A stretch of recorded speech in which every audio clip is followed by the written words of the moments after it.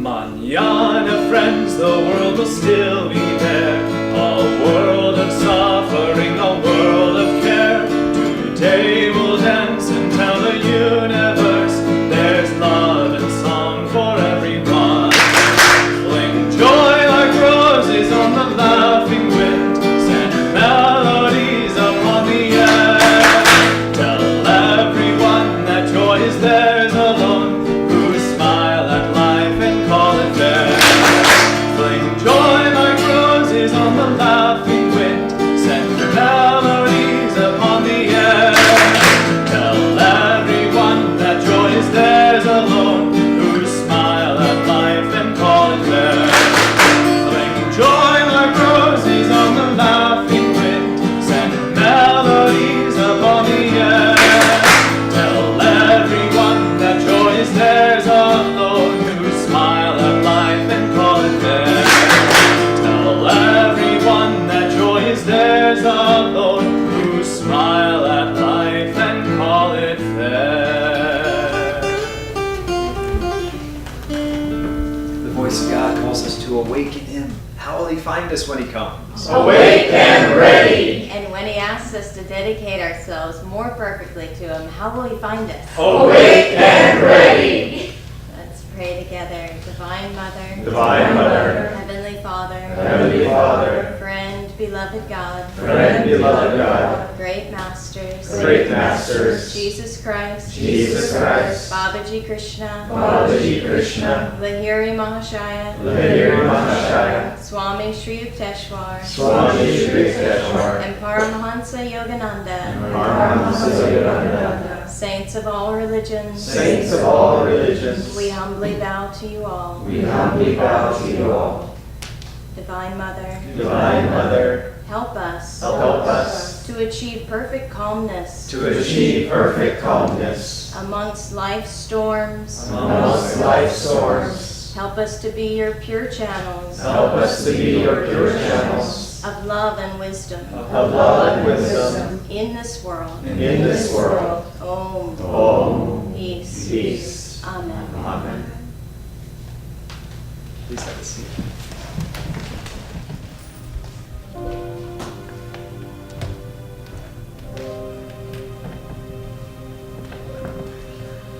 I've heard your flute high on a cloud. Your call I can't resist. Oh, let me come and play with you. We'll scatter music with the dew and sound the morning mist. I've heard you pining on a hill. All else I've set aside.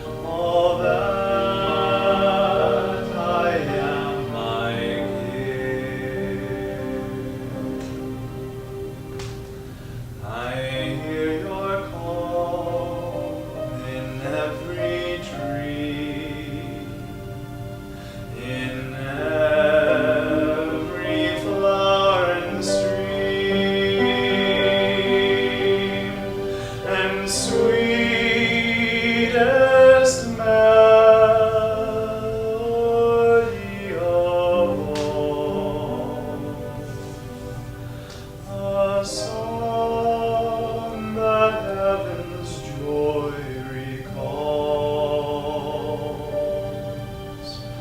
Here in my heart you see.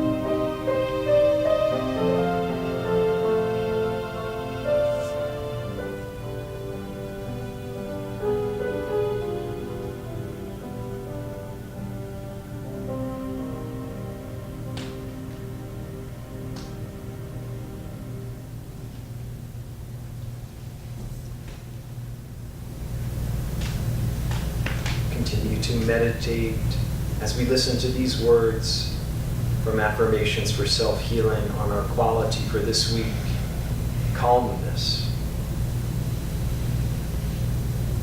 Calmness is perfectly achieved when life's little wave becomes absorbed into the cosmic sea in divine ecstasy.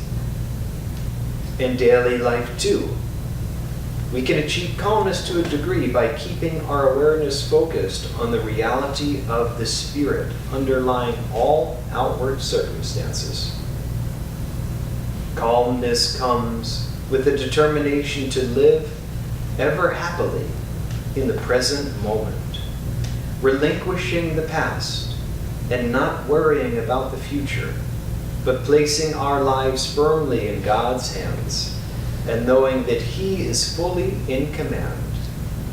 Calmness comes with non-attachment, with knowing that nothing in this world is truly ours. Let's affirm together first in a strong voice, and then we'll do it progressively softer until silently. Though the winds of difficulties howl around me, Though the winds of difficulty howl around me, I stand forever calmly at the center of life's storms. I stand forever calmly at the center of life's storms. In a normal voice, though the winds of difficulties howl around me, Though the winds of difficulties howl around me, I stand forever calmly at the center of life's storms. I stand forever calmly at the center of life's storms. Though the winds of difficulties howl around me, Though the winds of difficulties howl around me, I stand forever calmly at the center of life's storms. I stand forever calmly at the center of life's storms. In a whisper now, though the winds of difficulties howl around me, I stand forever calmly at the center of life's storms. Now mentally, though the winds of difficulties howl around me, I stand forever calmly at the center of life's storms. Again mentally, but this time lifting it to the superconscious center, the point between the eyebrows, broadcasting with deep, calm feeling. Though the winds of difficulties howl around me, I stand forever calmly at the center of life's storms. Pray silently with me. With Thee beside me, I know that the tides of trouble can never sweep me away. Hold fast my hand, Lord, never let me go. Oh.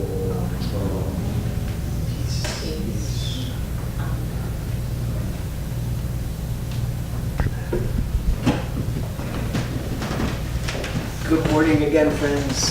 Good morning. Good to see you all. For those who don't know, I'm Narayan. This is my wife, Dharmadevi. And it's our joy to share with you our Sunday satsang. And this week's, every week we share from Rays of the One Light. These are parallel passages between the Bible and the Bhagavad Gita. And this week is How Devotees Rise. Truth is one and eternal. Realize oneness with it in your deathless self within.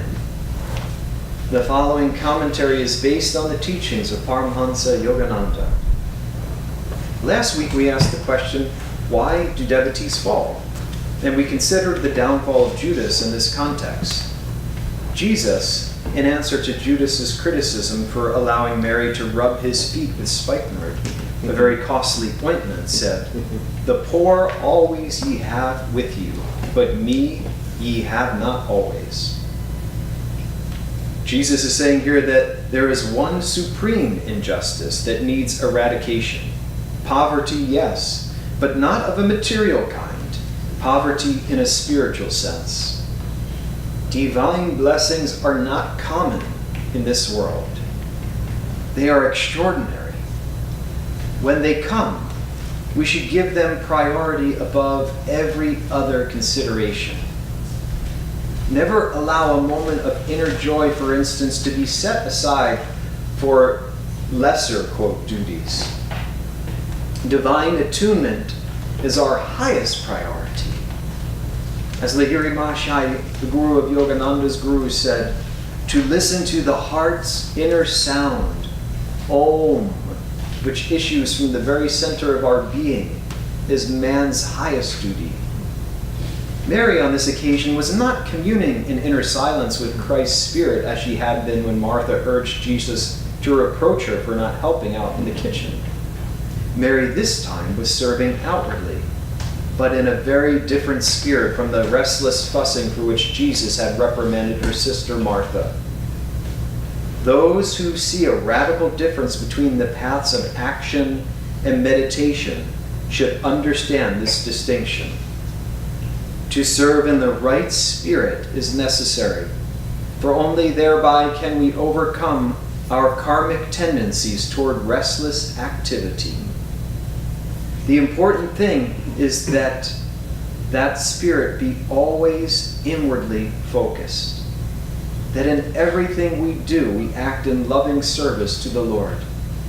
Therefore, the Bhagavad Gita says in the 3rd chapter, the state of freedom from action, that is of eternal rest in the spirit, cannot be achieved without action. No one by mere renunciation and outward non-involvement can attain perfection. Whenever the Spirit of God descends upon you, however, remember the words of Jesus, me ye have not always with you. Thus, through Holy Scripture, God has spoken to mankind. Om. Om.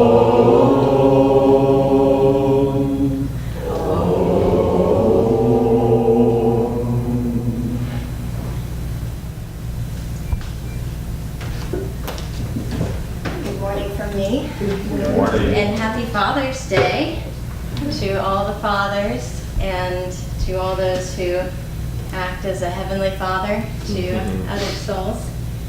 I'd like to start by reading from Whispers from Eternity, Paramahansa Yogananda's prayer demands. And this is the demand for calmness in activity.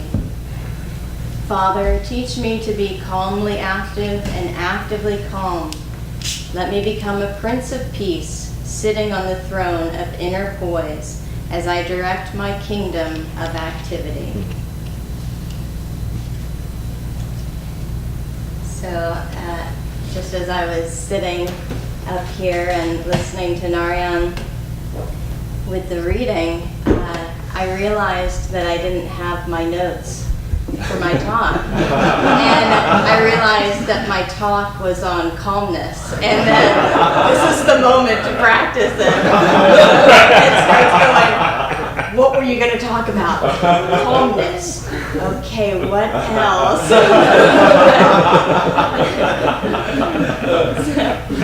But honestly, I did want to talk about this prayer of Yogananda's. It isn't even really a prayer so much as a statement. It's divine guidance. Be calmly active and actively calm. And we kind of, at least for me, I get the first part. It's like, okay, be calm when I'm active. But there's a second part to it. But first we're going to talk about the first part. So being calmly active, I realized one day when I was very restless, I had a lot going on and I was trying my best to multitask.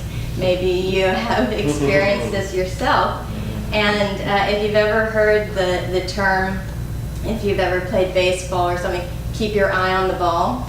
Or maybe it's with soccer and probably just about every sport that includes a ball. When you don't, you take your eye off of the ball, you miss.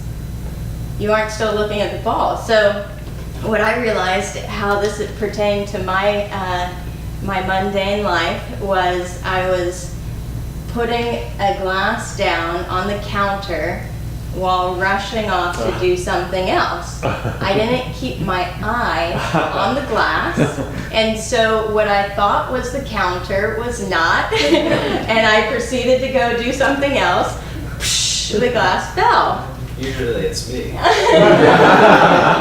so I told Narayan, because this happens to Narayan quite a bit. I was like, oh my gosh, I realized what it was.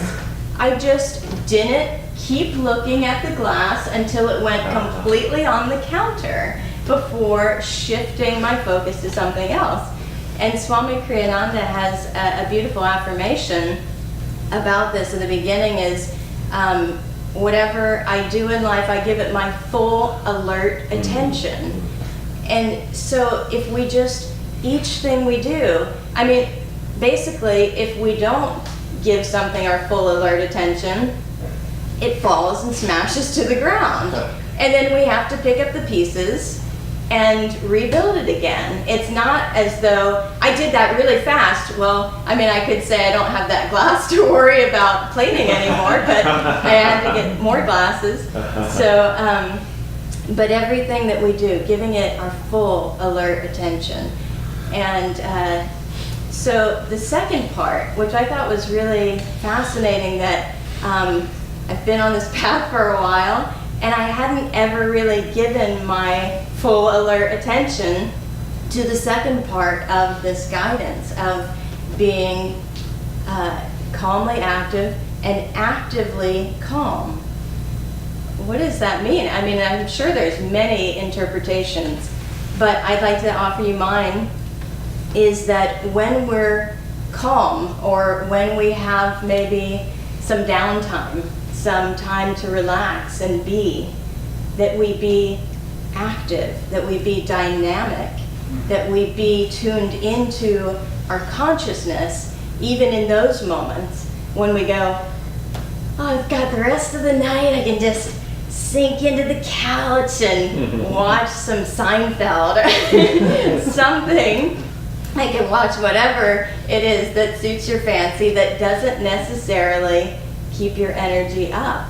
It just kind of lets you slide in to where? Not sliding into heaven. Swami talks about that. No one ever just slid down slope into heaven. It's a climb, right? We always talk about raising our energy. It's not as if there's an up and down so much as there's a frequency to our vibration, and we have to do those things continuously that keep our energy up. We were just last night at a friend of ours' dance recital. It was her big finale of many years of classical Indian dance training, and I was just blown away by the feeling of leaving from that event. And I've been to a number of events. Most of the time I actually try to avoid events because they don't do anything good for my consciousness, you know. So an art piece maybe that it's like, oh, I know there's a good message in here, but you kind of leave going, oh, like either my heart's pounding out of my chest because the music was so loud, or, you know, just I feel like kind of that my chakras just got blown out of my aura or something. But this one, you know, the music was chants to Krishna, chants to the divine, and the dance was an expression of the devotee's heart, being like in yearning and self-offering and surrender. It was so beautiful and so moving. And I left going like, I feel like I just had a really nice meditation. It was great. And just like, God, if somehow that could get into our society more and more, that it's not that somebody has to come to a Sunday service or come to a meditation, but through the arts, the vibration just goes straight to your heart. It goes right in there because you're open, you're receptive, and you're going, this person is entertaining me, right? But the entertainment can either be upward pulling or downward pulling. So this, I was so grateful, was very, very inspiring. Another way that we can stay actively calm is through, I read this affirmation I was reading in How to Have Courage, Calmness, and Confidence is a book of Yogananda's sayings. And this affirmation just struck me. I was like, whoa, this is like a lifelong affirmation. So I wanted to share it with you.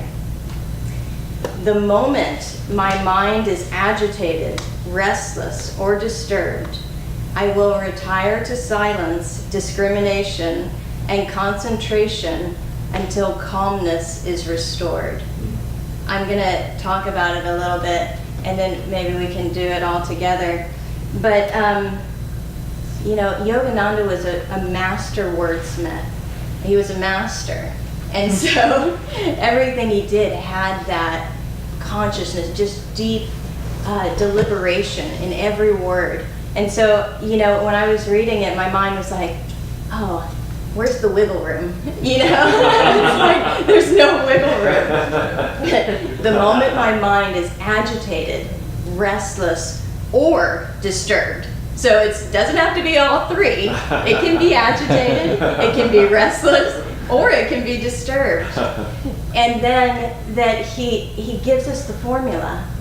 I will retire to silence, right? Discrimination and concentration. That's not an either or. That's all of them. First we need the silence, right? If we're just, the mind is agitated, right? What's the first response? Respond, react,